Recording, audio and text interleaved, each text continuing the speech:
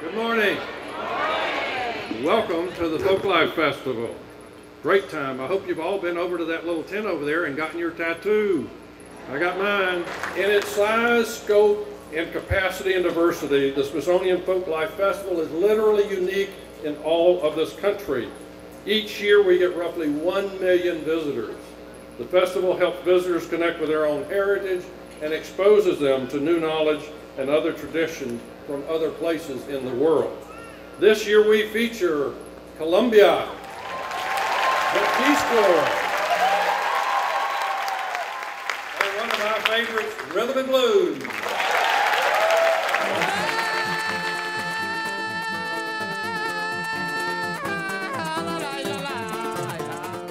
First of all, I want to thank our First Lady, Maria Clemencia Rodriguez de Santos, for her generosity of joining us today and last night in the inauguration of this wonderful event.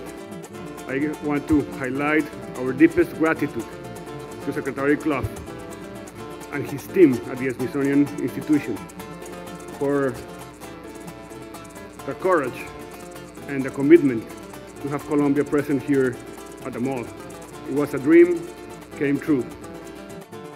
This dream was not possible without the commitment and the leadership of our Minister of Culture, Dr. Mariana Garcés. But I need to also give a special thanks to the 100+ performers and artists from Colombia that joined us today. They came from very, very far. Many of them had to travel days through rivers, jungles, plains, deserts to be here. But they do it because they feel they have a responsibility with the country they love.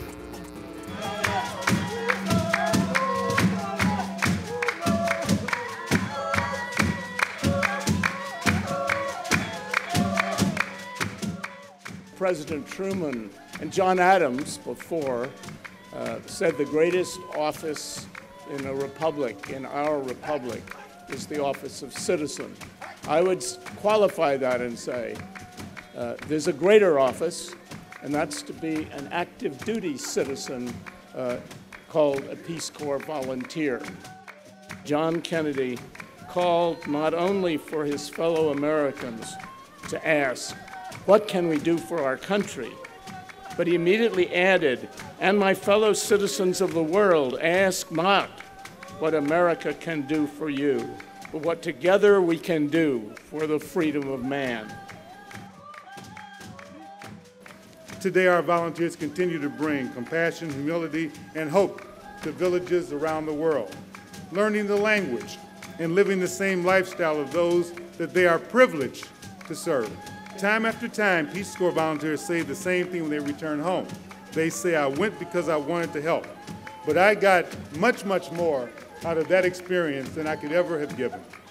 And for the rest of their lives, they are more committed than ever to what we at Peace Corps call our marvelous third goal, to help Americans better understand other peoples in distant lands. For we firmly believe that understanding and respect are the indispensable ingredients of peace. So as the Peace Corps looks to our next 50 years, we are honored to be part of a festival that continues to do the same thing here in our nation's capital. Sitting in the morning sun,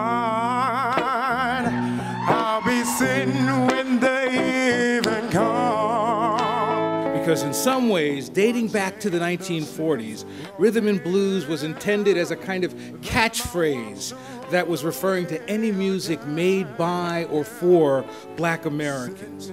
But candidly, the music proved too infectious. It proved too powerful. It was too good to remain pigeonholed.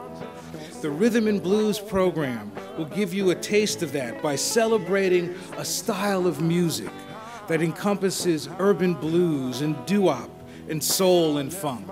And we will have amazing performers and conversations with artists and songwriters and radio personalities to give you a sense of what rhythm and blues was and will always be.